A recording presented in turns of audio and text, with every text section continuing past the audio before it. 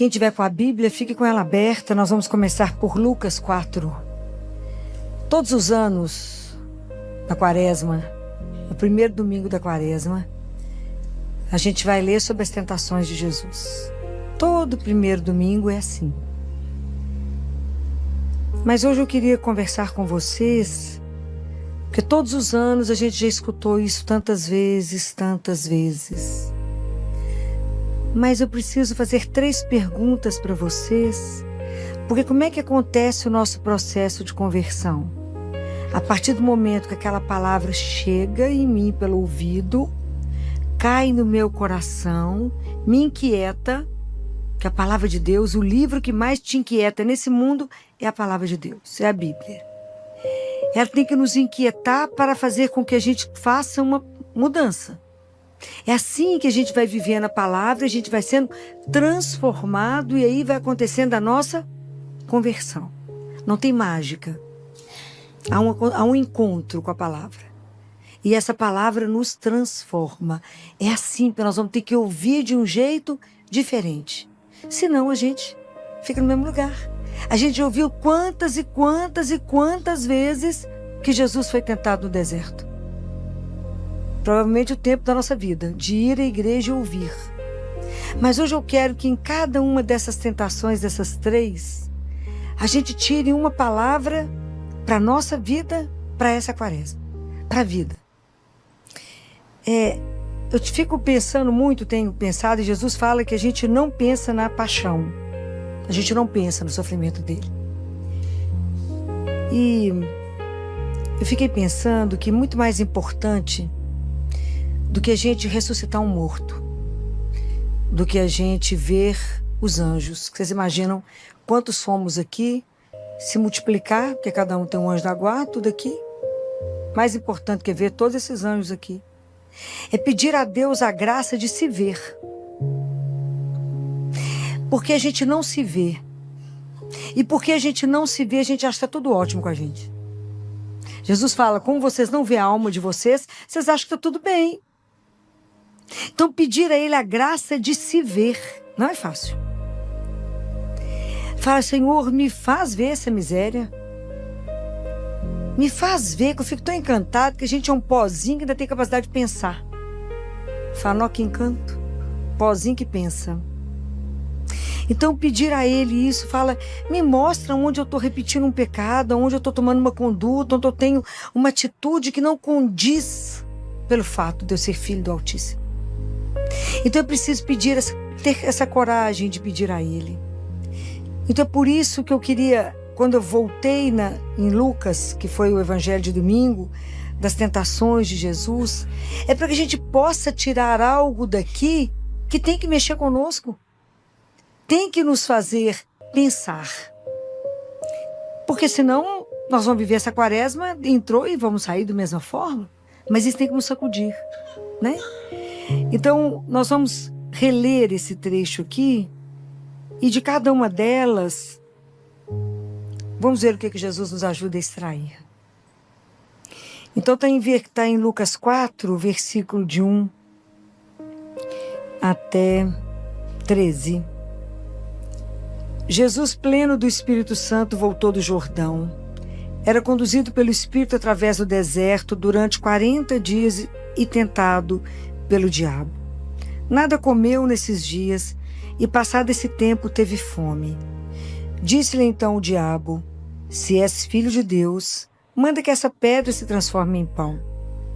Replicou-lhe Jesus, está escrito, não só de pão vive o homem. Essa palavra para vocês, não só de pão vive o homem, é real? Vocês conseguem entender o que significa isso? O que significa não só de pão vive o homem? Porque o ser humano tem muita fome. Nós temos várias fomes. Nós não temos fome só de pão. Nós temos fome de ser amado. Nós temos fome de ser visto. Fome de ser reconhecido. Fome de beleza. Fome de conhecimento. Fome de poesia. Fome também espiritual e sede espiritual. Como é que eu mato essa fome? É tão impressionante que quando a gente escuta, e já escutou tantas vezes, já repetimos isso tantas vezes. Não só de pão vive o homem, mas na sua vida, o que significa não só de pão vive o homem? O que é para você, se alguém tivesse que te falar com você agora, como é que você explica isso? Não tenho consciência disso, mas preste atenção. A gente sabe que nós temos muitas fomes que elas precisam ser saciadas. A fome do corpo, eu sei como eu mato. A gente aqui, todo mundo que está aqui sabe como é que é se alimentar de uma forma saudável. O que é cuidar desse corpo? Não na idolatria, mas cuidar do corpo que Ele nos deu. Mas é tão interessante que a gente precisa pensar qual corpo nós alimentamos. Nós alimentamos o ser que caminha para a morte ou nós alimentamos o ser que caminha para a eternidade? Percebem? Como é que eu sei que eu não sou daqui, que eu passo por aqui e vou voltar para a casa do meu pai?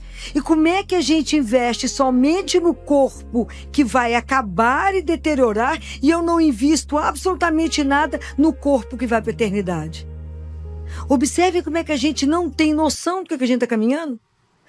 A gente não alimenta aquilo que é real. Não estou mandando ninguém passar fome, tem que cuidar. É preciso uma coisa chamada equilíbrio. A gente precisa se equilibrar. Mas é porque a nossa alma, ela fica como que escondida. A gente não cuida daquilo que sustenta o corpo físico. Quem carrega esse corpo que está aqui de pé diante de vocês é a minha alma. Então, qual é a consciência que eu tenho disso? Não, eu sei que não só de pão vive o homem, mas o que é isso que Jesus está falando? Qual é esse alimento que nutre a vida para a eternidade? Qual é? Não. Mais do que isso. Não precisa ter medo que aqui não é provinha, né? Ele é Jesus. O que Jesus disse? Eu sou o pão da vida. Eu sou o pão da vida. Todo aquele que comer a minha carne e beber o meu sangue terá vida. Nós sabemos tudo, só não praticamos. Compreendem? Então, eu sou o pão da vida. Aquele que come a minha carne e bebe o meu sangue terá a vida eterna. Santo Agostinho disse: Deus deixou uma Eucaristia para você, para cada dia da sua vida. Não desperdice. Então, qual é a importância que damos à Eucaristia na nossa vida, sabendo que Ele é o único alimento que vai nos dar a vida eterna? Por que nós continuamos dormindo, mal vindo? A gente vem à missa no domingo, mesmo assim com as mulheres suplicando os maridos para vir, ou às vezes é o marido suplicando a mulher para ir, porque tem um tanto de compromisso. E eu digo para vocês, a vida eterna tem que ser alimentada e conduzida todos os dias. Se eu sei que pode ser o último dia hoje, vou deixar para comungar no domingo que passou? Eu tenho que, porque é Ele que vai ser o sustento. É Ele, gente. A gente não consegue compreender essa dimensão de um Deus que é vivo em mim. É um mistério. É Deus em mim. É a força dEle, é a energia dEle, é a luz dEle a nos conduzir. É Ele em pessoa, é um mistério dos mistérios, a Eucaristia. É uma das coisas que a gente só pode acolher, porque a gente é miserável para compreender isso. É o único peso, o fato pesado, um homem em mim, que me faz mais leve. Já pensaram nisso? A gente recebe um homem inteiro e a gente fica mais leve. É extraordinário. É extraordinário entender isso, que esse pão, não só de pão vive o homem. É claro que não, eu tenho que viver dele mesmo, ele é a fonte de vida. Ele é a palavra de Deus que vê ao mundo, porque eu escuto essa palavra que me sustenta. E a palavra é Ele vivo, eu sou o pão da vida. Isso é maravilhoso. Então, nós precisamos de pedir a Deus essa graça. É graça. Fala, o Senhor me concede a graça de ser alimentado todos os dias.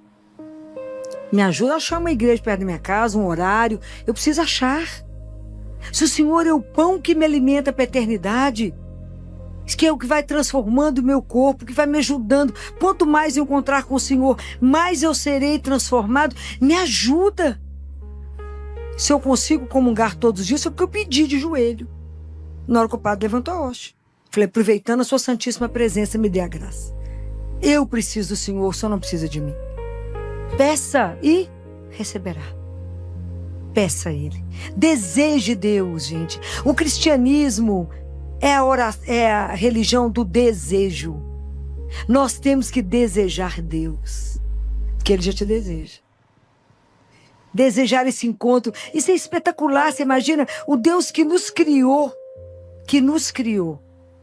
Ele mesmo se faz seu alimento. Isso é uma coisa extraordinária. A gente não dá conta de pensar. É grande demais para nós. Então, por isso, eu acho que nunca mais, na hora que vocês escutarem isso, não só de pão vive o homem, vocês vão entender. Fala, quem disse que eu sou o pão da vida? Eu sou o pão que desceu do céu. Eu sou o pão da vida. E ele fala para Samaritano que aquele que tomar da água que eu der, nunca mais terá. Porque Deus nos embriaga, não pelo álcool, mas Ele nos embriaga pelo Espírito Santo. Já se sentiram embriagados? É uma coisa extraordinária.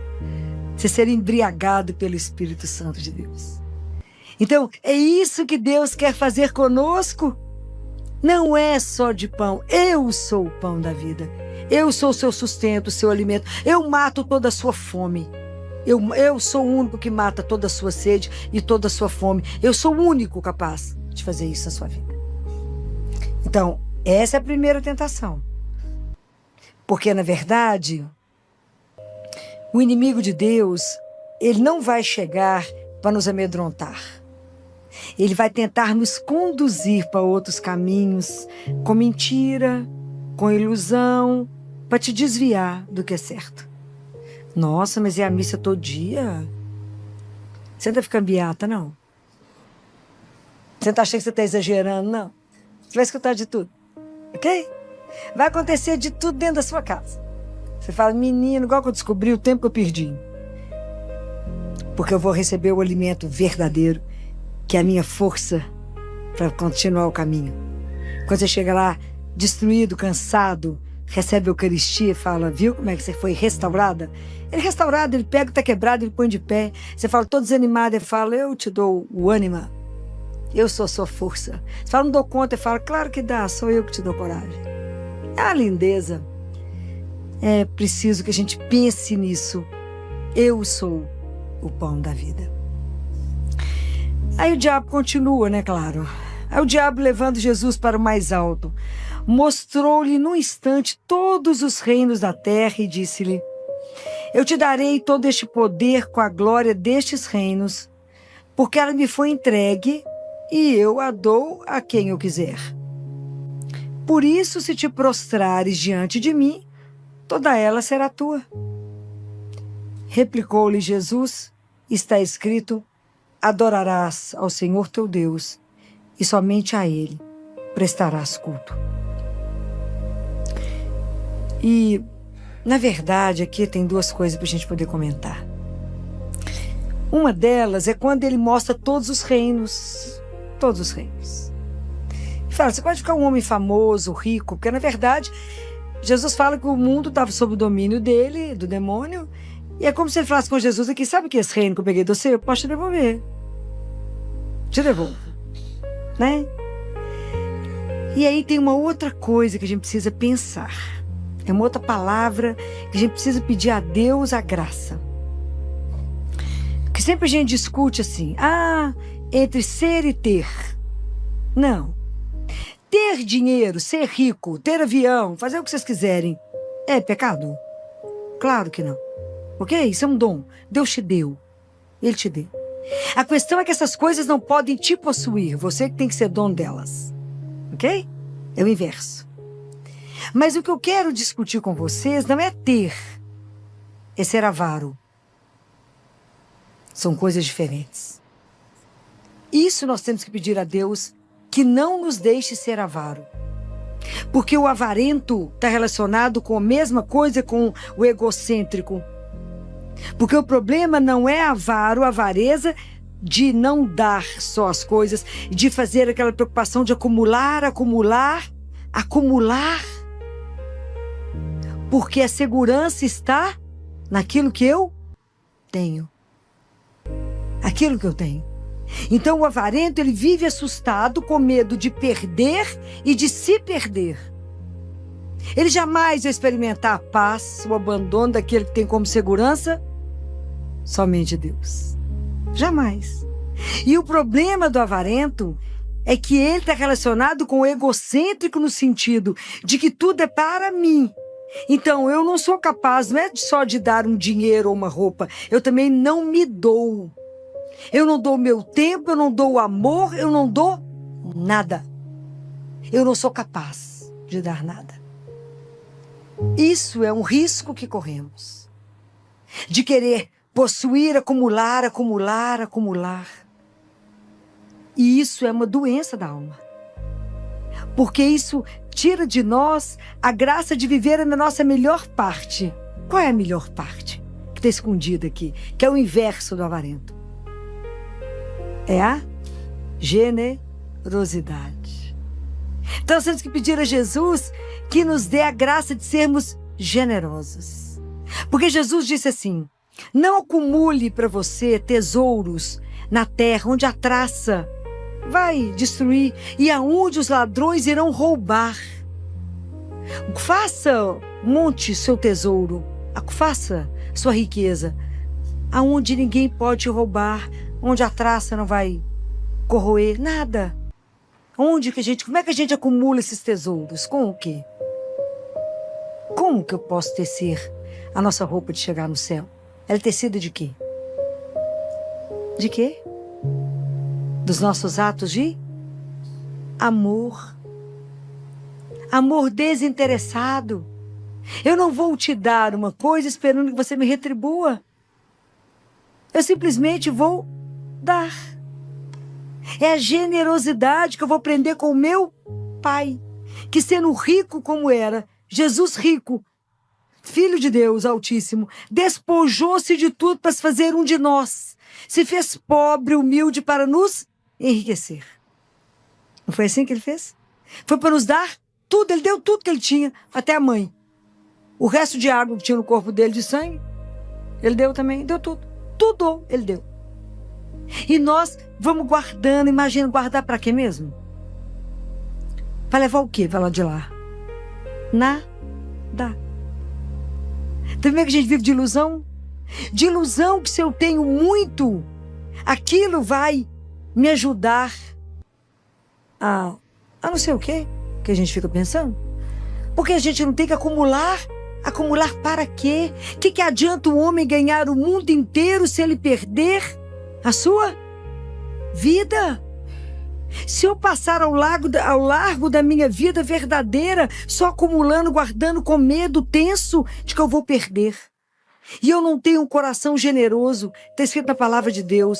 Se você está do lado de alguém que está passando por uma necessidade, e se você não é tocado por isso, fala, então o amor de Deus não está em você. Compreende? O amor de Deus ainda não passou por você se você ainda não foi tocado por isso. Então, o inverso do avarento, o avaro, aquele que está sempre guardando, ele vive miseravelmente para guardar. Para quem? E eu nunca vou me esquecer de um homem, quando eu fui chamada lá no Mater Dei, um senhor que eu nunca vi na minha vida. E ele estava morrendo de um câncer de esôfago. Ele não conseguia engolir nem mais a saliva. E ele me chamou, conseguiram fazer contato comigo, que ele queria me ver. E ele, muito rico, estava morrendo sozinho. Não tinha ninguém na família. Absolutamente ninguém com ele. E esse homem me agarrava, ele me segurava, desesperado. E ele falava da fortuna, falava de tudo que ele tinha e falava assim, mas por que eu não fiz Isso. Mas por que eu não agi assim? Mas por que ele estava desesperado? Eu custei acalmá-lo e falava com ele: se o teu coração te condena, Deus é maior que o seu coração. Ele segurava na minha mão desesperadamente. Eu que fiquei com esse homem. Então, o quanto que acumulou, que guardou, e era o questionamento dele: para o quê mesmo? Ia dar muita briga. Ele falava: vai dar muita briga, minha morte. Os filhos iriam brigar muito pela fortuna. Então, como que a gente precisa pedir a Deus essa graça? Porque Jesus fala assim: aonde está o teu tesouro, lá está o teu coração. Qual é a grande riqueza da nossa vida? A grande riqueza da nossa vida deveria ser Deus. Mas como estamos distantes de viver isso? Como a gente ainda acha que é o poder que eu tenho financeiro que é a minha segurança? Isso é uma ilusão.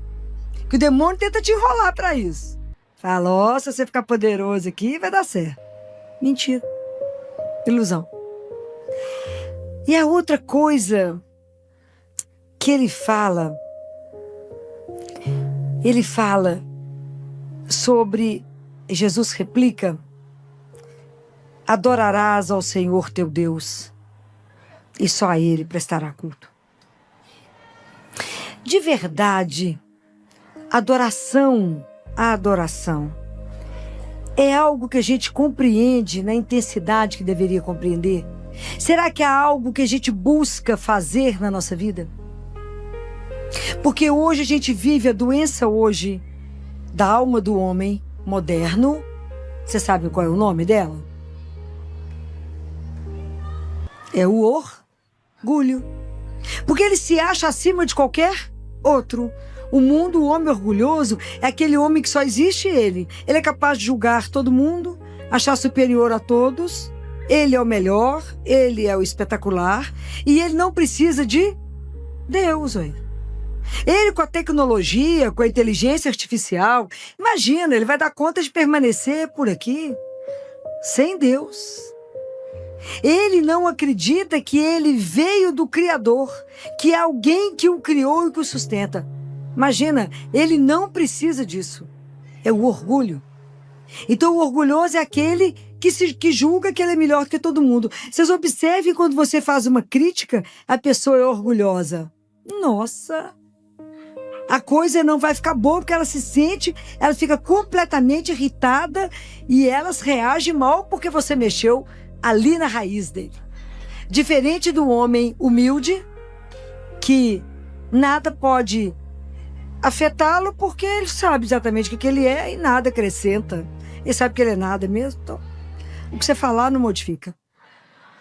Mas é tão interessante isso, porque o homem orgulhoso, né, que é o mal do século, o homem que acha que ele não precisa mais de Deus, que ele deu as costas para Deus, nós temos duas imagens, porque isso é a imagem do ego, o ego inflado, né, o ego além, que a Bíblia nos mostra que está em Apocalipse. Eu sei que a gente não gosta de ler Apocalipse, mas essa visão, ela é descrita brilhantemente em Apocalipse 5 e 6.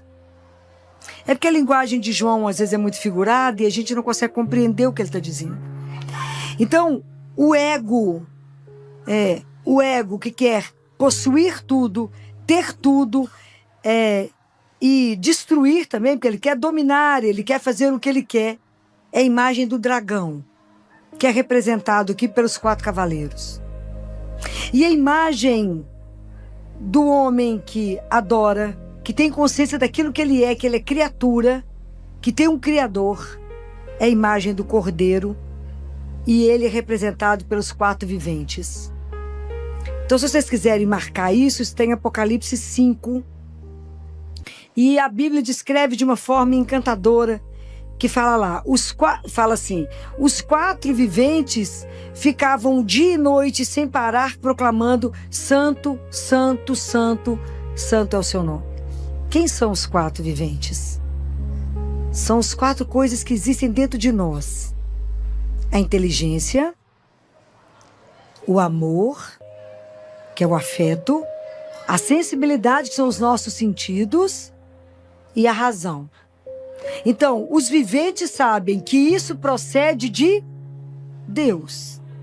Então, eu me prostro porque eu coloco a minha razão, a minha inteligência, o meu amor, os meus sentidos e a minha razão a serviço daquele que me deu. Então, por isso eu me prostro diante dele e repito, santo, santo é seu nome. Eu reconheço que veio tudo dele e volta tudo, deveria ser usado para ele. Mas aí em Apocalipse 6, a gente vê o cordeiro de pé e cada vivente chama um cavaleiro. Então é tão bonito de entender isso, quando o primeiro dos viventes, que é a inteligência, fala em alta voz, vem, e aí vem um cavaleiro branco. Na verdade, a razão que é o vivente, que é a inteligência, ela sabe que eu tenho que olhar para a luz e adorar o Senhor acima de todas as coisas, como o meu Criador, o meu Senhor, o Deus único, o Deus que deve ser adorado eternamente. O cavaleiro branco, ele não quer fazer isso, na verdade, ele quer possuir e destruir. Então, é o confronto. Porque, na verdade, nós vamos entender o que ele fala em cada um. Quando o segundo vivente é do amor. Então, é aquele que vive para cuidar do outro, amar aqueles que lhe são caros e cuidar e fazer com que o outro cresça. Quando ele chama, o segundo vivente chama o segundo cavaleiro, chama o cavaleiro que é vermelho.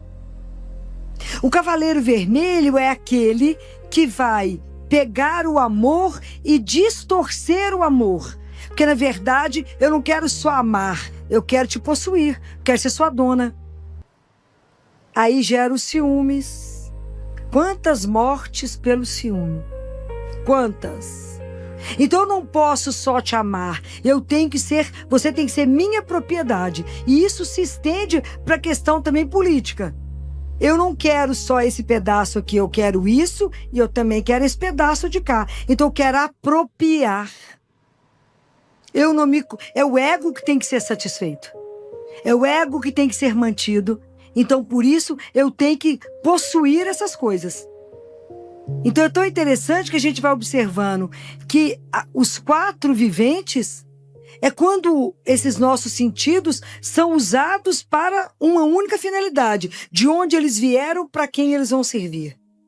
Os 4 cavaleiros, a imagem do dragão, são esses sentidos deturpados pelo desejo do poder. E é isso que o demônio faz em nós. Porque o poder é uma coisa que fascina. O dinheiro não fascina tanto quanto fascina o poder. Eu faço qualquer coisa para ser famoso. Qualquer coisa para chegar e mandar. Qualquer coisa para 5 minutos de fama. Tô falando alguma mentira? Não. Afinal de contas, você tá sabendo com quem você tá falando? Não é assim?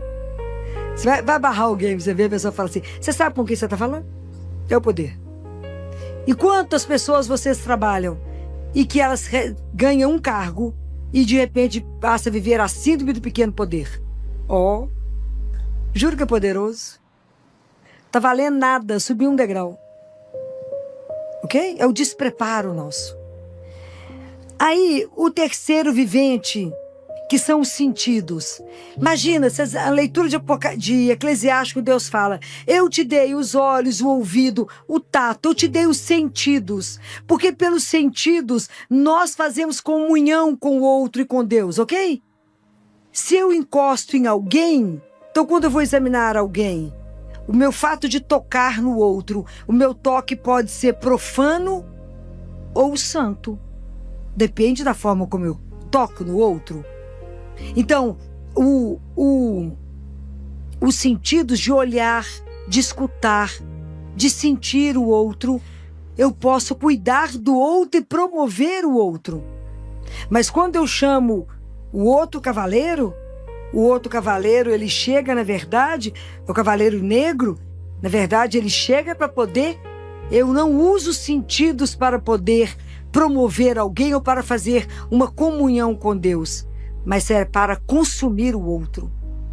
Então, eu uso os meus sentidos, que na verdade eu não quero te amar, eu quero te consumir. Sabe quando você usa o outro? Você usa o outro, descarta o outro. Eu uso o que ele tem de melhor e jogo fora. É o sentido deturpado, né? Então, é para contrapor isso, né? E o quarto vivente, que é até a imagem do homem alado, que é a razão. Porque quando a razão está unida com o amor, ela consegue compreender, ela consegue organizar, ela consegue explicar, ela consegue dar sentido e ajudar. Quando eu chamo o Cavaleiro Verde, na verdade ele vem para causar confusão, não ter diálogo, é causar, pensa em todo tipo de perturbação. É quando a gente tira o amor, separa o amor da razão, né? É a mesma coisa quando eu digo quando a gente separa a fé da ciência, né? A ciência tem o caminho dela, a fé tem o caminho dela. Mas são duas asas que o ser humano precisa para caminhar. Que é quando a ciência diz não, a vida diz sim, eu continuo. Não acabou, né? Então, quando você mantém essas duas coisas ligadas e consegue explicar e dar sentido, isso é uma forma de viver diferente. Então é tão interessante a gente perceber isso, que a minha inteligência, que o meu amor, que os meus sentidos e a minha razão, elas podem ser muito bem usadas quando eu sei de onde elas vieram e para que fim elas estão em mim.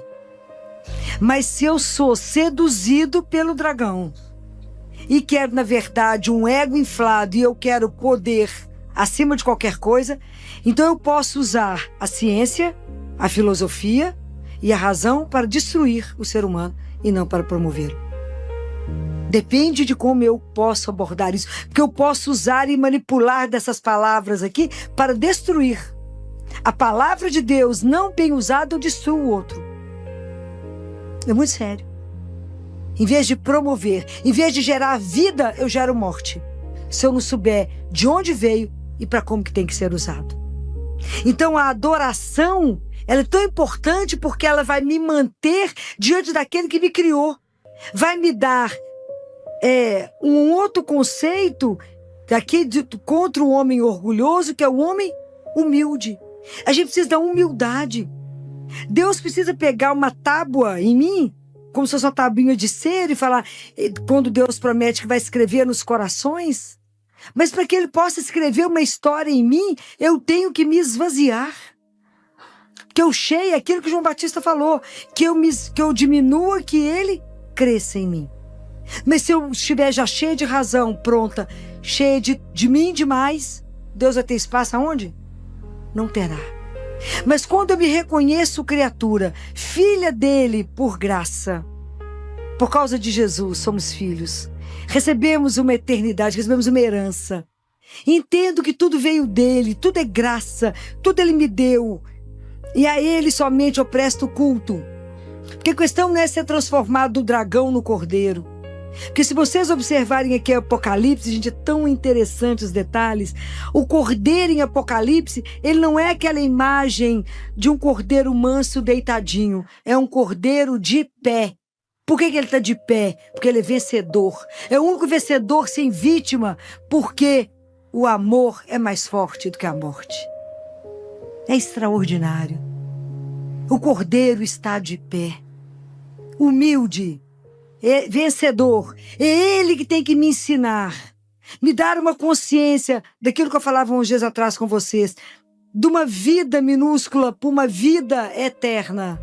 É um V maiúsculo. É tirar a minha consciência, quase ignorância, para uma consciência ampla de um Deus que me ama, que cuida.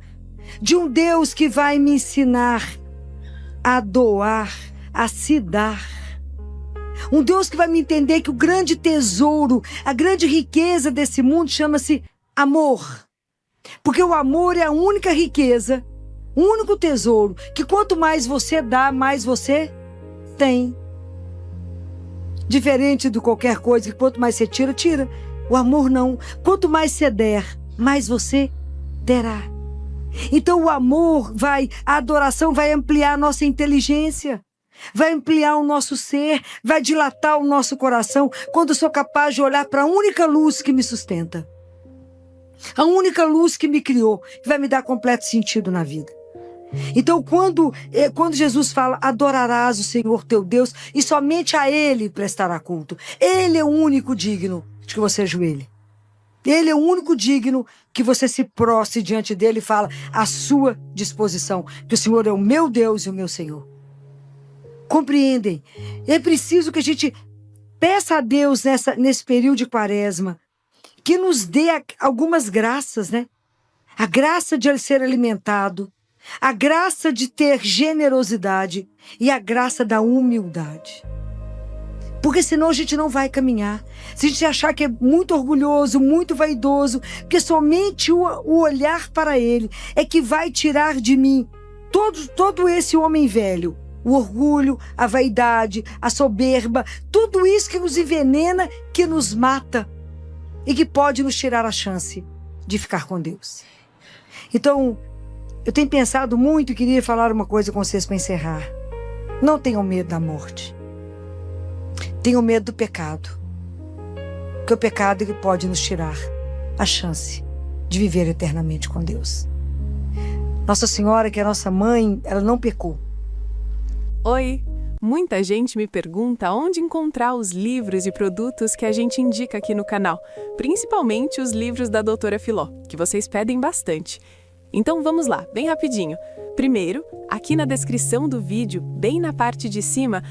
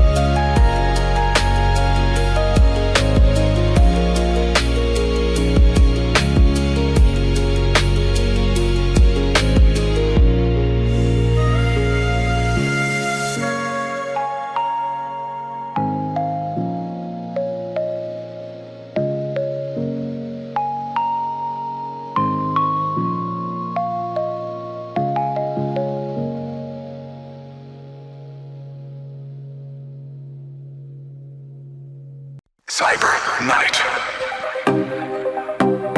Cyber Night. Cyber Night. Flashing lights on mirrored skin. We dive where the dark begins. Glide through code, no slowing down. Digital love on the underground. Wired in, I feel the spark. You and me lighting up the dark. Cyber night, take me higher. Hearts colliding, me on fire. Lost in waves of endless.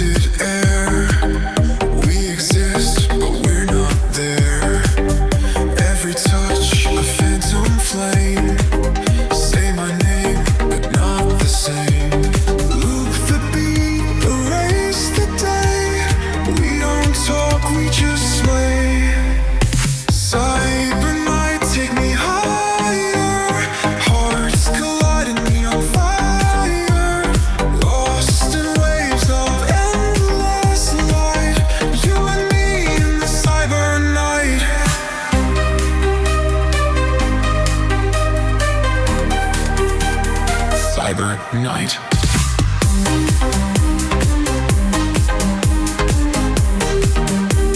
Cyber Night.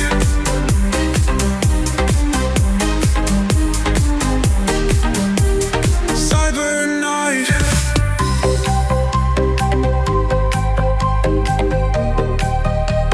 Cyber Night.